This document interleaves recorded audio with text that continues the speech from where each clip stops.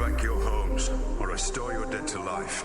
But perhaps I can give you justice in the name of our king.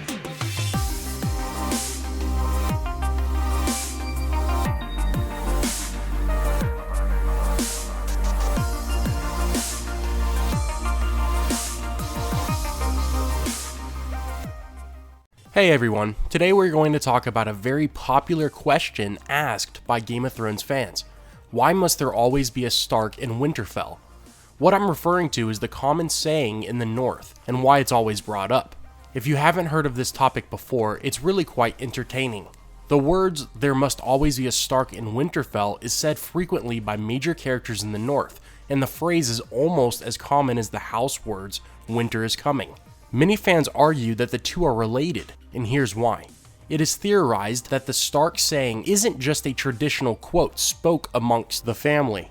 It is in fact a warning to ensure that at least one Stark family member remains in the northern fortress, because if all the Starks leave, there will be major consequences.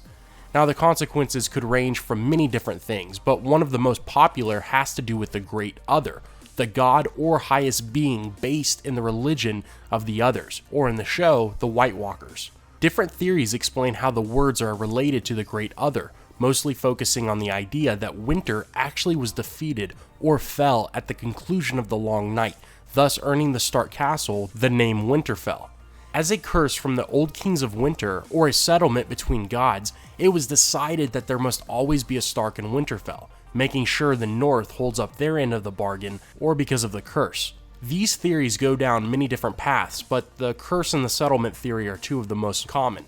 George R.R. Martin has been asked this question as well, and of course the author admitted that he would not reveal such information at the time, and to instead encourage fans to continue reading the books as they are released. This tells me a couple of things. First is Martin definitely has a purpose for putting these words in his books, and rightfully so, since the idea of Stark always being in Winterfell has been mentioned many times. I lost count after 7 different examples were found.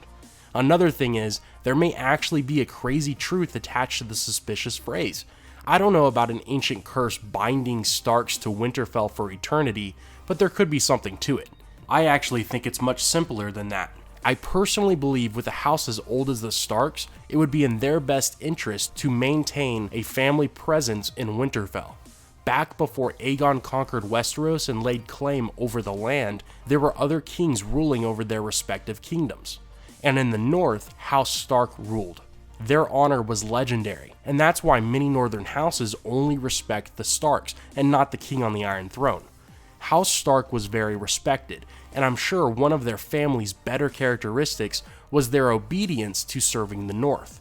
The Starks weren't a house that deliberately took advantage of their people. They ruled fairly and honorably from their home in Winterfell. From the point of view of a citizen in the North, I'd imagine knowing your king is at home working to help care for your family is a lot better than a king who would travel around Westeros dishonoring his title and his people. Maybe the words "there must always be a Stark in Winterfell" is in regards to the appointment of duty. Think about it. Great leaders do not abandon their followers. They lead from the front and they always defend their own. Leaving the welfare of Winterfell and its citizens in the hands of anyone other than House Stark is like betraying the oath of every ancient king of winter and lord of Winterfell that has ever lived.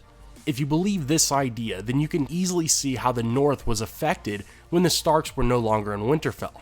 Actually, if you want to argue, you could even say everything went downhill the second the family started leaving the castle. That's what I think, but I would love to hear your theories. Also, I want to thank Sumo Lounge for sponsoring today's video. They sent me one of their beanbag chairs and it's incredible. Sumo Lounge has some of the best beanbag chairs in the world, and they have a variety of styles, colors, and sizes. I love laying on mine, and as you can see, so does my dog. I'll leave a link in the description in case you guys want to check them out. As always, have a great day, take care, and I will see you tomorrow.